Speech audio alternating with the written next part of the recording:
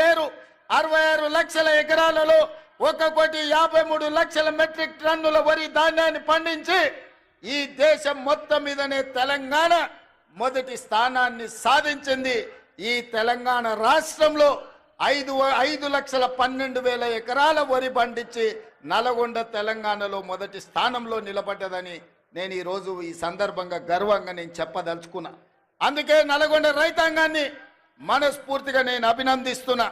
అందుకే చంద్రశేఖరరావు గారికి ఈరోజు నేను చెప్పదలుచుకున్నా, మీరు అధికారంలో ఉంటే చెలాయిస్తాం, ఓడిపోతే ఫామ్ హౌస్లో పడుకుంటామనే విధానము ఇది మంచిది కాదు మీకు, మీ అనుభవానికి, మీ హోదాకు. ఈరోజు నేను సూటిగా వారిని ఒకటే మాట అడుగుతున్నా, మేమందరం ఎన్నికల్లో పోటీ చేయలేదా? ఓడినా గెలిచినా ప్రజల్లో ఉండలేదా? ఒక్కసారి కాదు 2 సార్లు మీరు గెలిచినారు, మేము ఓడినాం. మీరు ముఖ్యమంత్రిగా ఉన్నప్పుడు ప్రధాన ప్రతిపక్ష నాయకుడిగా పెద్దలు జానారెడ్డి గారు నిరంతరం ప్రజల మధ్యలో ఉండి శాసనసభలో పాలక పక్షానికి సలహాలు సూచనలు ఇస్తూ ప్రభుత్వం చేసే తప్పిదాల మీద వారు సూటిగా పదునుగా ప్రభుత్వాన్ని నిలదీశారు. అదే విధంగా మిత్రుడు బట్టి విక్రమార్క గారు మరొక 5 సంవత్సరాలు సిఎల్పి నాయకుడిగా మా ఎమ్మెల్యేలను మీరు గుంజుకున్నా, ముక్కవని ధైర్యంతో సిఎల్పి హోదాను మీరు తొలగించినా ఏ రోజు అధైర్యపడలేదు. ధైర్యంగా 5 మంది శాసనసభ్యులతో పంచ పాండవులలాగా అందులో కోమటిరెడ్డి రాజగోపాల్ రెడ్డిని కూడా ఎంబడి పెట్టుకొని మీతోని కొట్లాడి, నెంబర్ కాదు సమస్యలను ప్రస్తావించడం ప్రతిపక్ష బాధ్యత అని ప్రజా సమస్యల మీద చట్ట సభలలో మా సిఎల్పి నాయకుడు ఆనాడు బట్టి విక్రమార్క గారు మీ ప్రభుత్వం మీద పోరాటం చేయడమే కాదు మీ ప్రభుత్వానికి సలహాలు ఇచ్చిండ్రు. మరి ఈరోజు నేను చంద్రశేఖరరావు గారిని అడుగుతున్నా, సంవత్సరం పూర్తి అయింది, మీరు ఎప్పుడైనా మీ ప్రతిపక్ష నాయకుడు పాత్ర పోషించిండ్రా? మీరు శాసనసభకు వచ్చిండ్రా? మీ అనుభవాన్ని ఎమ్మెల్యేగా, రాష్ట్ర మంత్రిగా, పార్లమెంట్ సభ్యుడిగా, కేంద్ర మంత్రిగా, తెలంగాణ రాష్ట్ర సమితి అధ్యక్షుడిగా, తెలంగాణ రాష్ట్ర ముఖ్యమంత్రి 10 సంవత్సరాలుగా మీకున్న అనుభవాన్ని, మీ వయసును తెలంగాణ ప్రజల కోసం ఏ ఒక్క రోజైనా వినియోగించినరా? మీరు ఆలోచన చేయండి, ఆత్మ పరిశీలన చేసుకోండి. చంద్రశేఖరరావు గారు ఇంత అనుభవాన్ని 40 సంవత్సరాల ప్రజా జీవితంలో 4 కోట్ల ప్రజలు మీకు అండగా నిలబడి మిమ్మల్ని మోస్తే ఈరోజు ప్రతిపక్ష పాత్ర, శాసనసభలో ప్రతిపక్ష కుర్చీ ఖాళీగా ఉండడం ఈ తెలంగాణ సమాజానికి ఏమి సమాధానం చెప్తారు మీరు అని అడుగుతున్నా. ఇవాళ మీరు నేను ఒకటే సూచన చేయదలుచుకున్నా, గెలిస్తే ఉప్పొంగిపోవడం, ఓడిపోతే కుంగిపోవడం, కుంగిపోయి ఫామ్ హౌస్లో పడిపోవడం మీ స్థాయికి, మీ గౌరవానికి తగ్గదు. ఓటమి మేము చూసినాం. ఎమ్మెల్యేగా నేను ఓడిపోయినా, ఎమ్మెల్యేగా ఎంకన్నా ఓడిపోయిండు. కానీ ప్రజాక్షేత్రం మొదలలే మళ్ళా పార్లమెంట్ ఎన్నికల్లో నిలబడి ప్రజా తీర్పు కోరినాం. మల్కాజ్గిరి నుంచి నేను, అదే విధంగా నల్గొండ నుంచి ఎంకన్నా ఎంపీలుగా గెలిచి పార్లమెంటులో తెలంగాణ గళాన్ని వినిపించినాం. ఎమ్మెల్యేగా గెలిచిన ఉత్తమ్ కుమార్ రెడ్డి గారు పార్టీ ఆదేశాల మేరకు పార్లమెంటు నల్గొండ నుంచి, భువనగిరి నుంచి వీళ్ళందరూ కూడా ప్రాతినిధ్యం వహించారు. అది మల్కాజ్గిరి కావచ్చు, ఎంకన్నా ప్రాతినిధ్యం వహించిన భువనగిరి కావచ్చు, ఉత్తమ్ కుమార్ రెడ్డి గారు ప్రాతినిధ్యం వహించిన నల్గొండ కావచ్చు. ప్రతిపక్ష పాత్ర మేము పోషించాలని ప్రజలు అండగా నిలబడి గెలిపించారు. మరి ఈరోజు నేను అడుగుతున్నా, సంవత్సరం పూర్తయిన సందర్భంగా చంద్రశేఖరరావు గారు మీరు ఒక్కసారి ఆత్మ పరిశీలన చేసుకోండి. గెలిస్తే ఉప్పొంగడం, ఓడిపోతే కుంగిపోవడం ఇది తెలంగాణ సమాజానికి, ప్రజాస్వామ్యానికి మంచిదా? మీరెందుకు బయటికి రావడం లేదు? మీరెందుకు మాట్లాడడం లేదు?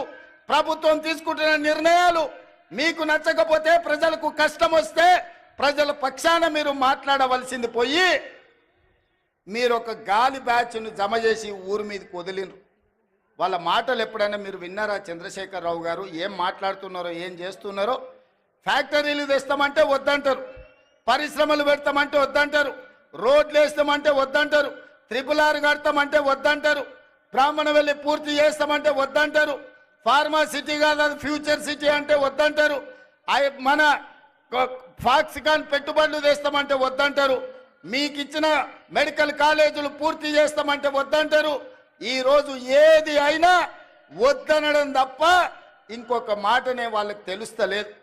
నేను అడుగుతున్నా, ఏది వద్దన్నప్పుడు, భూసేకరణ చేయొద్దన్నప్పుడు, పెట్టుబడులు రావద్దన్నప్పుడు, కాలేజీలు తెరవద్దన్నప్పుడు, ఉద్యోగాలు ఇవ్వద్దన్నప్పుడు, గ్రూప్ 4 పరీక్షలు పెట్టొద్దన్నప్పుడు, గ్రూప్ 1 పరీక్షలు పెట్టొద్దన్నప్పుడు, డిఎస్సి నోటిఫికేషన్ రద్దు చేయమంటే ఏ విధంగా తెలంగాణ రాష్ట్రం ముందుకు వెళ్తుందో తెలంగాణ సమాజం ఆలోచన చేయాలి. ఇయ్యాల పరీక్షలు పెట్టొద్దు, పిల్లలకు ఉద్యోగాలు ఇవ్వద్దు అంటే ఇది తెలంగాణకి క్షేమమా?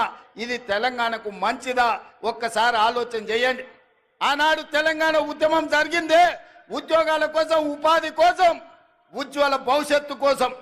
నూనూగు మీసాల యువకులు ఉస్మానియా యూనివర్సిటీ, కాకతీయ యూనివర్సిటీలలో తెలంగాణ ఉద్యమాన్ని ఉవ్వెత్తున లేపి ఓ ఈశాన్ రెడ్డి, ఓ వేణుగోపాల్ రెడ్డి, ఓ కానిస్టేబుల్ కృష్ణయ్య, ఓ యాదయ్య వీళ్ళందరూ ఆత్మ బలిదానాలు చేసుకొని శ్రీకాంతాచారిని ఆదర్శంగా తీసుకొని వాళ్ళు ప్రాణ త్యాగాలు చేసింది వాళ్ళ భవిష్యత్ తరాల పిల్లలకు ఉద్యోగ ఉపాధి అవకాశాలు రావాలి, వాళ్ళ బతుకులైన బాగుపడాలి అని కదా తెలంగాణ కోసం త్యాగం చేసింది. లేకపోతే 1200 మంది ఆత్మ బలిదానాలు చేసుకున్నది మీ కుటుంబంలో నలుగురిని ముఖ్యమంత్రులని, 2 మంత్రులను, లేకపోతే రాజ్యసభ సభ్యులను, ఎమ్మెల్సీలను చేయడానికి పిల్లలందరూ ప్రాణత్యాగం చేసిండ్రా? మీ నలుగురు కోసం మీ పిల్లలు త్యాగం చేసిరా? 4 కోట్ల తెలంగాణ ప్రజల కోసం ప్రాణ త్యాగం చేసిండ్రా? నువ్వు ఒక్కసారి ఆత్మ పరిశీలన చేసుకోండి చంద్రశేఖరరావు గారు. ఇవాళ మేము భావిస్తున్నాం 1200 మంది తెలంగాణ బిడ్డల ఆత్మ బలిదానాల పునాదుల మీద ఏర్పడి తెలంగాణ రాష్ట్రం, ఈ తెలంగాణలో ఉండే నిరుద్యోగ రాక్షసిని ఈ రోజు బంధించాలి, నిరుద్యోగ యువకులకు ఉద్యోగాలు ఇచ్చి ప్రయోజకులను చెయ్యాలన్న ఆలోచన ఇవాళ కాంగ్రెస్ పార్టీ చేసింది. 15,000 కానిస్టేబుల్ల ఉద్యోగాలు ఇస్తే నల్గొండలో వేలాది ఉద్యోగాలు వచ్చినాయి. ఇవాళ నేను గర్వంగా తెలంగాణ రాష్ట్ర గడ్డ మీద నుంచి చెప్పదలుచుకున్నా, మొదటి సంవత్సరం ఈ దేశానికి స్వతంత్రం వచ్చినప్పటి నుంచి ఈనాటి వరకు 75 సంవత్సరాలలో ఈ దేశంలో ఏ రాష్ట్రంలో ఏ ముఖ్యమంత్రి, ఏ ప్రభుత్వం మొదటి సంవత్సరంలో 55,143 ఉద్యోగాలు ఇచ్చిన రాష్ట్ర ప్రభుత్వమే లేదు. తెలంగాణలో మా ప్రభుత్వం ఇచ్చింది. లెక్కగట్టి మరీ చెప్తా అసెంబ్లీలో చంద్రశేఖరరావు గారు, శాఖల వారీగా అది వ్యవసాయ శాఖనా, అది లేకపోతే ఆర్ఎండ్బి శాఖనా, లేకపోతే పంచాయతీరాజ్ శాఖనా, సాగునీటి పారుదల శాఖనా, మున్సిపల్ శాఖనా, లేకపోతే ఏ శాఖలో పోలీస్ శాఖలనా, మెడికల్ అండ్ హెల్త్ డిపార్ట్మెంటా,